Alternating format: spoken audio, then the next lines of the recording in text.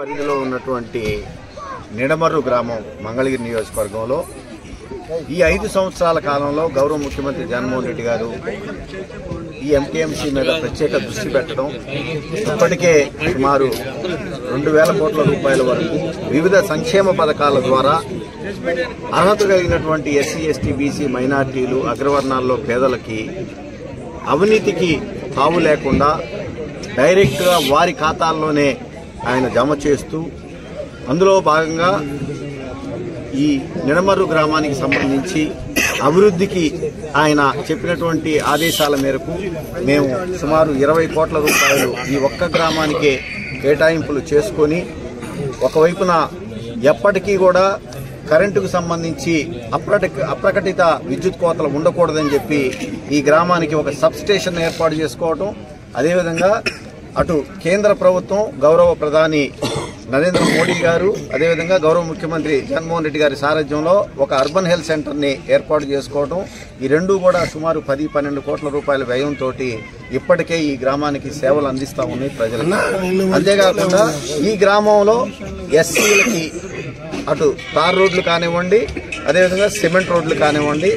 మరియు బీసీ కాలనీకి సంబంధించి పూర్తి స్థాయిలో ఎక్కడా కూడా మట్టి రోడ్డు అనేది లేకుండా, అటు ఎస్సీ కాలనీ కానివ్వండి, ఇటు బీసీ కాలనీ కానివ్వండి,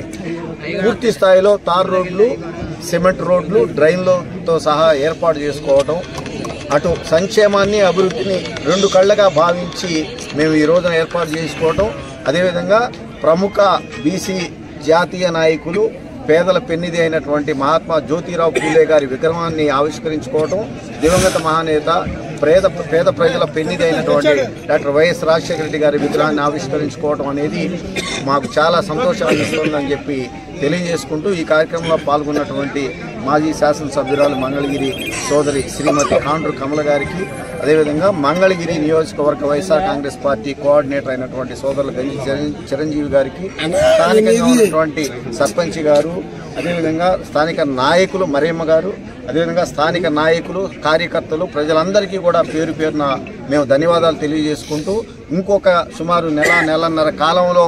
తిరిగి సాధారణ ఎన్నికలు జరగబోతా ఉన్నటువంటి సంగతి మనందరికీ తెలిసిందే. ఏ విధంగా అయితే కేవలం 2 పేజీల మేనిఫెస్టోని ఇచ్చి గౌరవ ముఖ్యమంత్రి జగన్మోహన్ రెడ్డి గారు నవరత్నాల పథకాల ద్వారా గత 40-50 సంవత్సరాలుగా లేనటువంటి అభివృద్ధిని చేసి చూపించారో,